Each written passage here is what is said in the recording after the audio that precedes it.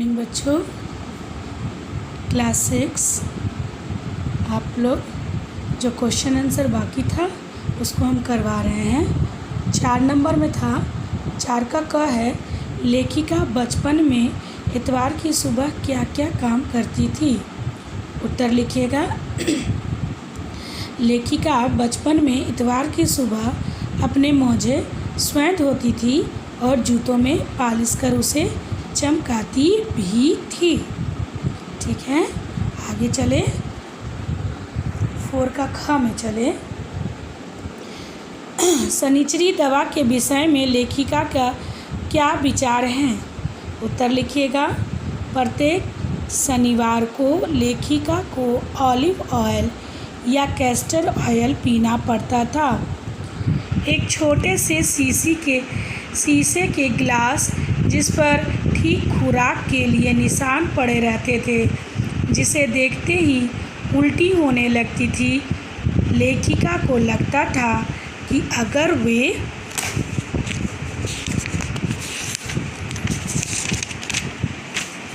दवा ना भी पीती तो भी शायद उसकी सेहत ठीक ही रहती। ठीक है, अब हम लोग 3 नंबर का पे चले। शिमला मॉल कहाँ पड़ता था। तो लेखिका के घर से शिमला मॉल ज़्यादा दूर नहीं था। एक छोटी सी चढ़ाई से गिरजा मैदान और वहाँ से उतरते ही शिमला मॉल आ जाता था। घ नंबर में लिखेंगे। चर्च की घंटियों की आवाज़ सुनकर लेखिका को कैसा लगता था। उत्तर लिखिएगा।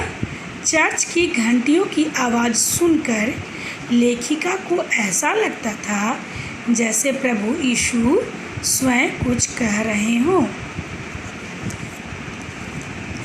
अंगा नंबर में हम लोग लिखेंगे। स्केल्डल पॉइंट के ठीक सामने वाली दुकान की क्या विशेषता थी। उत्तर में लिखेंगे।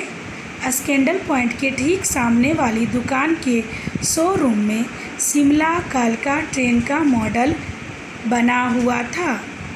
देखिएगा, आप लोग पूर्ण विराम वगैरह ध्यान से इस पे से लिखिएगा, नोट कीजिएगा। शिमला डैश कालका ट्रेन का मॉडल बना हुआ था। उसमें पटरियों पे खड़ी छोटे छोटे डिब्बों वाली ट्रेन, कॉमा दीजिएगा, लाल टीन की छत वाला स्टेशन और सामने सिग्नल देता खंबा था। वहीं थोड़ी थोड़ी दूर पर सुरंगें भी बनी थी। ध्यान देके लिखिए। अब हम लोग चलें 5 नंबर दीर्घ उत्तरीय प्रश्न। आप लोग का अभ्यास पुस्तिका में दिया होगा। 5 का क है। इन दिनों लेखिका स्वयं को कुछ बड़ा अर्थात सयाना क्यों महसूस करने लगी थी। तो उत्तर लिखिएगा बच्चों। इन दिन लेखिका स्वयं को कुछ बड़ा अर्थात सयाना महसूस करने लगी थी। शायद इसलिए क्योंकि वे पिछली शताब्दी में पैदा हुई थी। अब उनके पहनने ओढ़ने में भी काफ़ी बदलाव आ गया है। अब वे सफ़ेद वस्त्र पहनना चाहती हैं। आप लोग को पढ़ाए थे ना कि पहले का क्या था और आज का क्या था। तो उसको हमने 5 का क हो गया। 5 का ख में लिखिएगा। लेखिका ने अपने समय और वर्तमान समय की दूरियों को किस प्रकार व्यक्त किया है, स्पष्ट कीजिए। आंसर लिखिएगा। लेखिका ने अपने समय और वर्तमान समय के बीच आई दूरियों को व्यक्त करते हुए कहा कि पहले लोगों के पास सिर्फ ग्रामोफोन हुआ करते थे, अब तो टीवी, रेडियो सब कुछ है। पहले की कुल्फ़ी आज आइसक्रीम हो गई है। कचौड़ी, समोसा पैटीज में और फल से शहतूत, खसखस के शरबत कोक पेप्सी में बदल गई है। ठीक है, आगे बढ़ें। ग नंबर है। वर्तमान समय लेखिका के बचपन के समय से किस प्रकार भिन्न है। आपको कौन सा समय अधिक पसंद है और क्यों। स्पष्ट कीजिए। आगे बढ़ें हम लोग।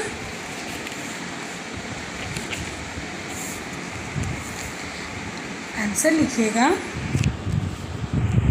वर्तमान समय टेलीविज़न, रेडियो, मोबाइल फ़ोन का समय है जो बड़ी तेज़ रफ्तार से आगे बढ़ रहा है, परंतु लेखिका के बचपन का समय बड़ा ही सीधा साधा था। घरों में मनोरंजन के लिए केवल ग्रामोफोन होते थे। शिमला और दिल्ली के बच्चों को वेगर्स और डेविको रेस्तरां की चॉकलेट पेस्ट्री मज़ा देती थी। आजकल तो अनगिनत रेस्तरां खुल गए हैं।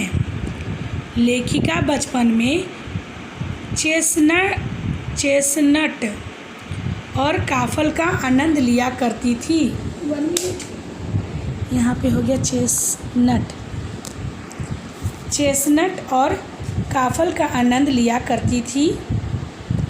बीता हुआ समय अब लौट कर वापस आ नहीं सकता, इसलिए समय के साथ कदम मिलाकर चलने में समझदारी है।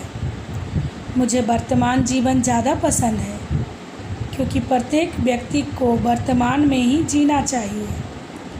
प्रत्येक व्यक्ति अतीत से ही भावनात्मक रूप से जुड़ता है, अतः मुझे भी अपना अतीत बहुत पसंद है, परंतु बचपन की सुनहरी यादें हमारा अतीत है। सत्य केवल वर्तमान है। वर्तमान में आधुनिक संसाधनों की उपलब्धता तथा जीवन शैली मुझे अपनी ओर आकर्षित करती है। तो बच्चों, एक बार आपको फिर से मैं धीरे धीरे करके दिखा रही हूँ। आप लोग इसको अपने क्या अभ्यास पुस्तिका है ना, उसमें लिखिएगा और लिख के कोई परेशानी हो तो कमेंट में मुझे दीजिएगा। आज मैंने आप लोगों को पूरा चैप्टर कंप्लीट करवा दिए हैं। ठीक है, आज के लिए इतना ही काफ़ी है।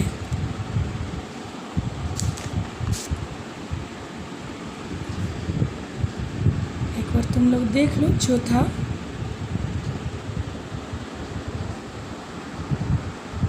ठीक है बच्चों,